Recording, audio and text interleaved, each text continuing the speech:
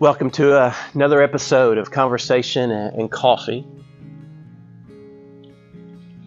And today I'm sitting outside, just kind of taking in the surroundings, here looking at the leaves on the trees that are around me that are falling to the ground. And as they are preparing to go into a dormant stage, the trees are, and then to prepare for new life to come back in the spring.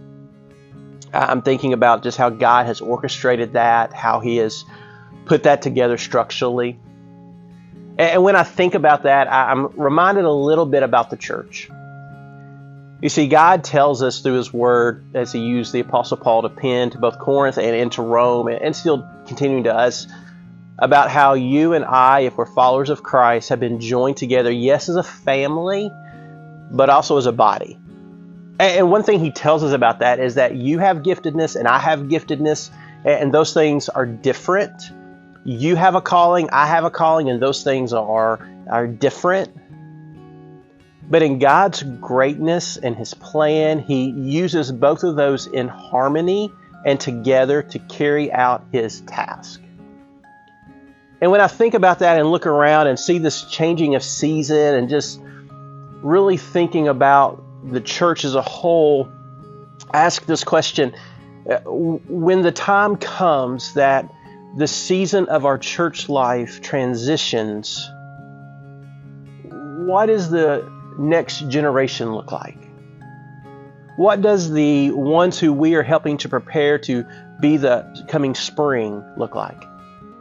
And so when I think about that, I really am challenged and just want to share with you a little bit how I think we as believers need to be challenged in this. And I think it really directs us a couple ways. First, I think if we are parents who are believers, then we need to ask the question, how are we preparing and encouraging and engaging our kids in truth so that they are then going to engage our grandkids with truth, so that a spiritual legacy continues? And we see Paul write to Timothy about that spiritual legacy.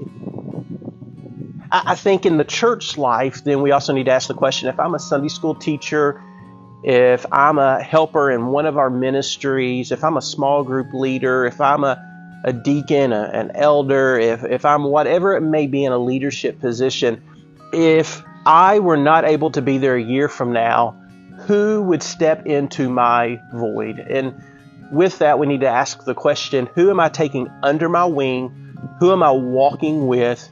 Who am I showing how to do what I do and empowering them to do that? That's just part of being a disciple who makes disciples. And then I think about, as a whole, just this concept of change, because change is just a constant in life. I mean, seasons change strategically, systematically. Everything around us adjusts. And do we fight those moments, or do we encourage those moments and enjoy those moments? Because I hear people say things like, I just love the fall of the year and seeing the transition and the change that takes place in the trees. And there's beauty there. Which makes me wonder, do we sometimes miss the beauty that God has in store for us in the changes and the switching of seasons in our spiritual life? I just think it's something for us to think about as we just kind of meditate today. And let just me encourage you and ask you this: what are you called to? And not only what are you called to, how are you helping train and engage the next generation to do what you do? I hope that you will take the challenge just to use this season a reminder to say that, you know what, God has called me to be a change agent. Yes, a change agent that shares the gospel so that other people can become disciples and gain eternal life, but also a change agent that is helping train the next generation to lead as the time comes. I hope you'll just think about this in this time, this year, this fall, this season. And I look forward to our next time that we're together for conversation and coffee. We'll see you then.